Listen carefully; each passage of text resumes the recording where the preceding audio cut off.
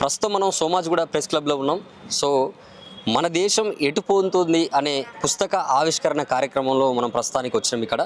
So justice B Chandrakumar గారు ఈ పుస్తకాన్ని రాయడం జరిగింది. సో మన పాలకులు ఎవరి ప్రయోజనాలు కాపాడుతున్నారు, మనం ఏమి చేయాలి అనే ఒక అంశం మీద ఈ పుస్తకాన్ని రాయడం జరిగింది. సో దీని మీద పూర్తిగా విశ్లేషణ చేయడానికి మనతో పాటు ప్రస్తుతం senior journalist Pasham Yadagiri sir అన్న. ఒకసారి అడుగుదాం సార్, ఏంది అసలు ఈ పుస్తక సారాంశం ఏంది, అసలు దేనికోసం రాసినట్టు, ఏంది అసలు?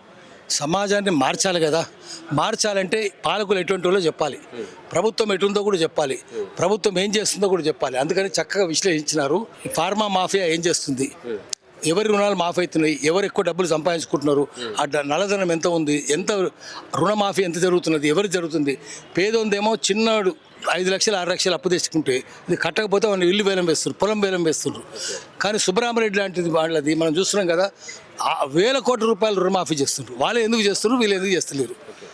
అది ఇట్లాంటి అన్ని ప్రశ్నలు, చాలా ప్రశ్నలు ఎవరెత్తినారు. ఫార్మా మాఫియా ఏం చేస్తుందో కూడా చెప్పిన. మాఫియా అనే ఫార్మా అంటే ఎంత విషయం జిమ్ముతుంది ఫార్మా కంపెనీల నుంచి.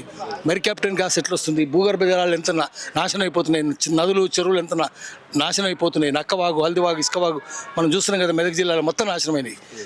పటంచెరు ఏమైంది, చౌటుప్పలు ఏమైంది అంటే డీటెయిల్స్ రాయలేదు, కానీ స్థూలంగా రాసినారు, సూక్ష్మంలోకి పోలేదు.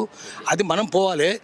దేశం ఎటుపోతుంది అని రాసినారు. దేశం ఎటుపోతుంది, ఎవరి చేతుల్లోకి పోతుంది, ఎవరి చేతుల్లోకి పోతుంది, ఎవరి జేబుల్లోకి పోతుంది, ఎవరి అల్మైరాలోకి పోతుంది, ఎవరి బ్యాంక్ ఖాతాలోకి పోతుంది, అది ఉద్దేశం.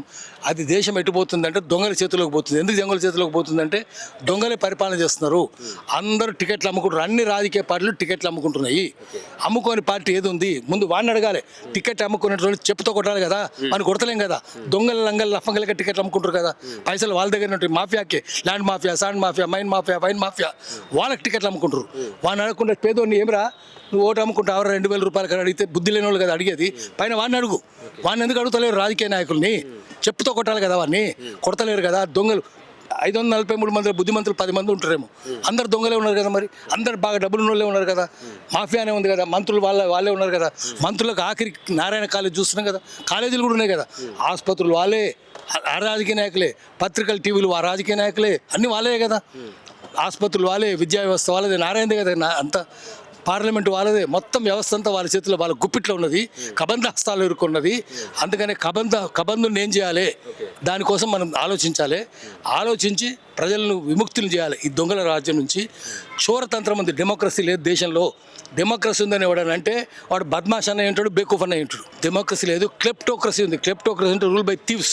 జనతంత్రం కాదు, చోరతంత్రం. మొత్తం చోరులే ఉన్నారు. క్లెప్టోక్రసీ అంటే రూల్ బై థీవ్స్. ప్రజల డెమోక్రసీ అంటే రూల్ బై పీపుల్. ఎక్కడ ప్రజల చేతుల్లో ఉంది? ఉన్నదా? ఆసుపత్రులు ప్రజల చేతులు ఉన్నాయా? విద్యా వ్యవస్థ ప్రజల చేతులు ఉందా? మీడియా ప్రజల చేతుల్లో ఉందా? సోషల్ మీడియానే ఉన్నది పేదోని చేతుల, కానీ వాళ్ళ చేతుల్లో ఉన్నది ఏం లేదు కదా. అందుకని ప్రజలకు ఉన్నట్టు చెప్పాలి. చెప్పి క్రిటికల్ థాట్ అలవాటు చేయాలి, విమర్శనాత్మక ఆలోచన అలవాటు చేయాలి. చదువుకున్న వాళ్ళకి కానీ చదువు రాని వాళ్ళకి కానీ విమర్శించినట్టు చేయాలి. చదువు రాని వాళ్ళకి విమర్శ ఉంది, కానీ చదువుకున్నోడికి వాడు ఏదో చదువుతాడు, అందులో ఉన్నది కొట్టుకొని పోతాడు. వాడు నమ్ముతాడు. బల్బ్ ఎవరు కనిపెట్టారంటే చిన్నప్పుడు థామస్ ఎడిసన్ ఆల్వా. ఆ తర్వాత పెద్దగా అయినాక బల్బ్ ఎవరు కనిపెట్టి చంద్రబాబు నాయుడు. ఎందుకంటే పత్రికలు చంద్రబాబు కదా, అవి రాస్తాయి. తర్వాత కేసీఆర్ రాస్తాయి, రేవంత్ రెడ్డి రాస్తాయి, అంతకుముందు రాజశేఖర రెడ్డి కూడా రాసినాయి. అందుకని పత్రికలు చదివేటోళ్ళు కొట్టుకొని పోతుంది, దిమాగ్ లేదు వాళ్ళకు, బ్రెయిన్లెస్ వండర్స్ అవుతున్నారు. అందుకని సోషల్ మీడియా వచ్చింది కాబట్టి కొంచెం చైతన్యం వచ్చింది. సోషల్ మీడియా లేకపోతే చైతన్యమే లేదు. సోషల్ మీడియా ద్వారా, ఇట్లాంటి పుస్తకాల ద్వారా ప్రజల్ని చైతన్యవంతం చేసి మళ్ళీ ప్రజాస్వామిక వ్యవస్థను పటిష్టం చేసుకోవాలి.